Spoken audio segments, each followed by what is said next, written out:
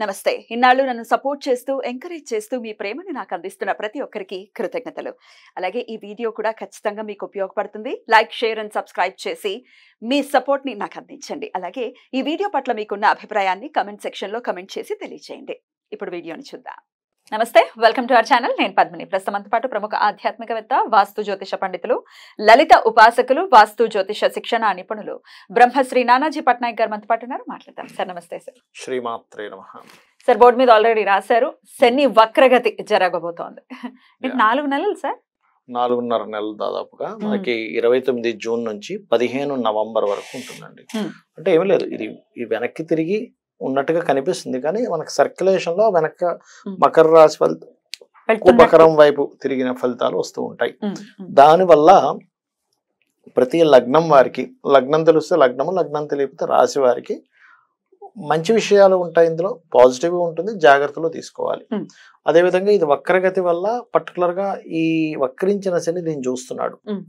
So 29 June నుంచి 13 July వరకు ఇక్కడ ఉంటాడు కుజుడు.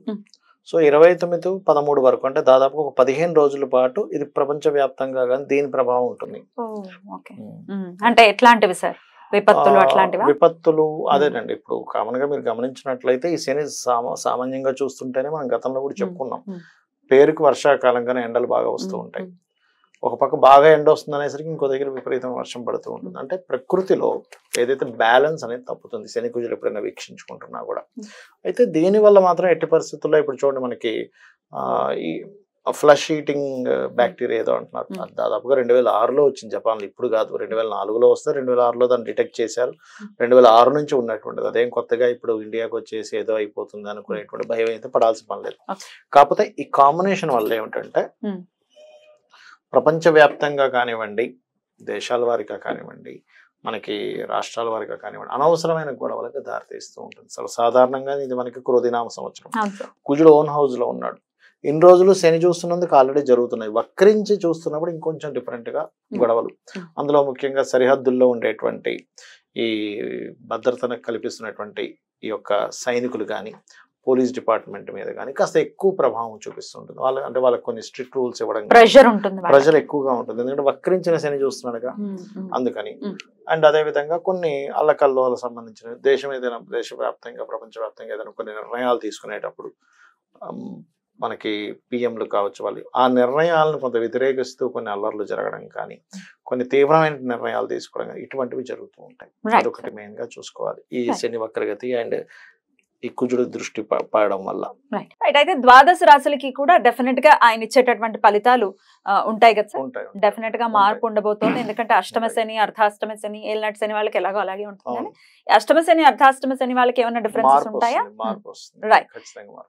Right sir. అయితే మరి ద్వాదశ రాశుల వాళ్ళు కూడా ఈ పీరియడ్ ని ఎట్లా ఉండబోతుంది ఈ 4.5 నెలలు కూడా, అలాగే శని యొక్క అనుగ్రహమే పొందడం కోసం ఎట్లాంటి రెమెడీస్ చేసుకోవచ్చు అనేది ఒక్కసారి వివరంగా అన్ని రాశుల వాళ్ళకి చెప్తారా సార్? చెప్తాను. ఆఖరిలో ఈ అర్ధాష్టమ, అష్టమ శని వాళ్ళకి ఏం మార్పు వస్తుందో కూడా చెప్తాను, ఎండింగ్ లో చెప్తాను. తప్పకుండా సార్.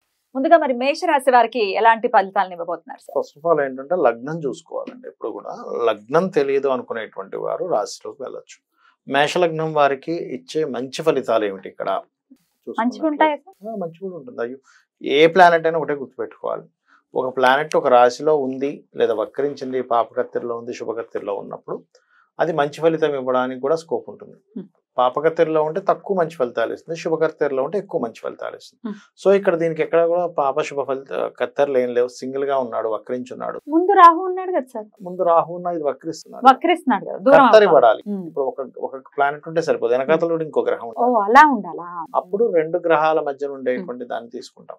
అయితే ఇక్కడ ఇది వక్రించినందుకు మేషం వారికి ప్రధానంగా ఇక్కడ కలిగే మంచి ఫలితం ఏమిటంటే ఫైనాన్షియల్ గ్రోత్ ఇస్తాడు.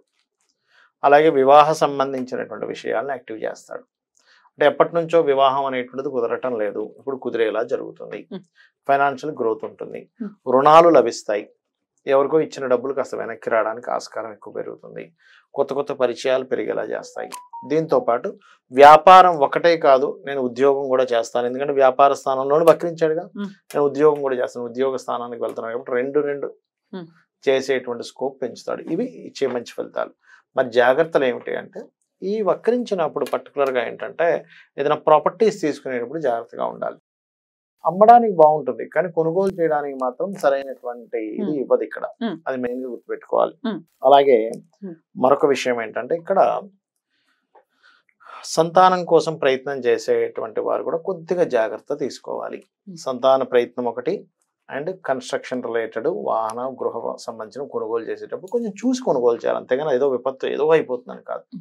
అలాగే కొంచెం వాహనం మీద వెళ్ళేటప్పుడు కూడా, ఎందుకు అంటే ఈ మేషలగ్నానికి ఈ కుజుడు లగ్న అష్టమాధిపతి, దాని మీద శని దృష్టి ఉంది, భూమికి కారకుడు, అందుకే భూములకు సంబంధించిన విషయంలో జాగ్రత్తగా ఉండాలి.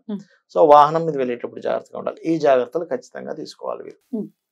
మరి కుజుడు వెళ్ళిపోతాడు కదా సార్ వృషభంలోకి, మారిపోతాడు ఈ 4.5 months లో ఆల్మోస్ట్ ఇన్ని రాసులు తిరుగుతాడు. ఇక్కడ దాకా వచ్చేస్తాడు, అప్పుడు ఆల్మోస్ట్ ఇక్కడ వరకు వస్తాడు. కాకపోతే మనం మాట్లాడుకునే శని వక్రగతి గురించి. అయితే ఈ కుజుడు ఇక్కడ ఉన్నంతసేపే ఈ ప్రభావం ఎక్కువ ఉంటుంది. అంటే మనిషికి హీట్, వేడి చేయడం కానీ, బీపీ లెవెల్స్, బీపీ ఉన్నటువంటి వారికి అసలు బీపీ పెరగడం కానీ, కోపం రావడం కానీ, చిన్న చిన్న విషయాలకు ఆవేశం రావడం కానీ ఇట్లాంటివి జరుగుతాయి రాశిలో కుజుడు ఉన్నందుకు. ఇది మారితే మనకి తగ్గుతుంది. ఇది మారింది అనుకోండి, ఇది కొంచెం యాన్స్టస్ ప్రాపర్టీస్ కి అనుకూలత ఇస్తుంది.